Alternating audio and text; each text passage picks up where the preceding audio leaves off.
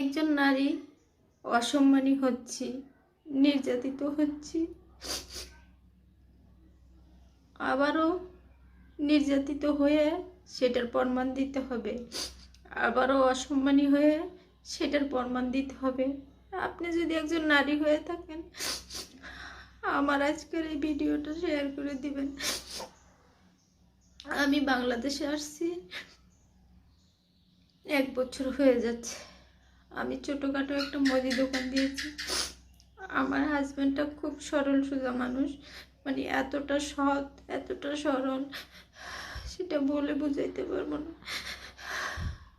আমি একটা শখ করে একটা মুদি দোকান দিয়েছি। এই সমাজের কিছু মানুষ আমাকে ভালো থাকতে দিল না। আমার স্বামীটা আসলে সেভাবে কথা বলতে ঠিক মতো করে মানুষের সামনে কথা।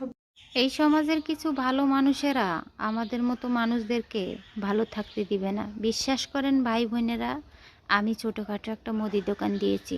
সেই মুদি দোকানে আমার হাজব্যান্ডও বসে, আমিও বসি। আমি কান্নার জ্বালায় আসলে ভিডিওটা করতে পারছি না। তার জন্য আমার এই ওষুধগুলো দিয়ে ভিডিওটা করে আপনাদের সঙ্গে কথাগুলো বলা। আমি এত ওষুধ খায়া একটাও মিথ্যা কথা বলবো না। আমি মরেও যেতে পারি। এতগুলো ওষুধ খেয়ে একটা মানুষের মাথাও ঠিক থাকে না। তো মুদি দোকানে অনেক মানুষই আসে, আপনারা জানেন, কাস্টমার তো সদাই নেয়, নিয়ে কি করে হাইটা চলে যায়। টাকা চাইতে গেলে আমাকে চোত মারানির জি শুনতে হয়, খানকির বাচ্চা শুনতে হয়, শুয়ারের বাচ্চা শুনতে হয় এই ভালো সমাজে। সেই ভালো সমাজে আবার বলেন নারীরা বাংলাদেশে কাজ করতে পারে না।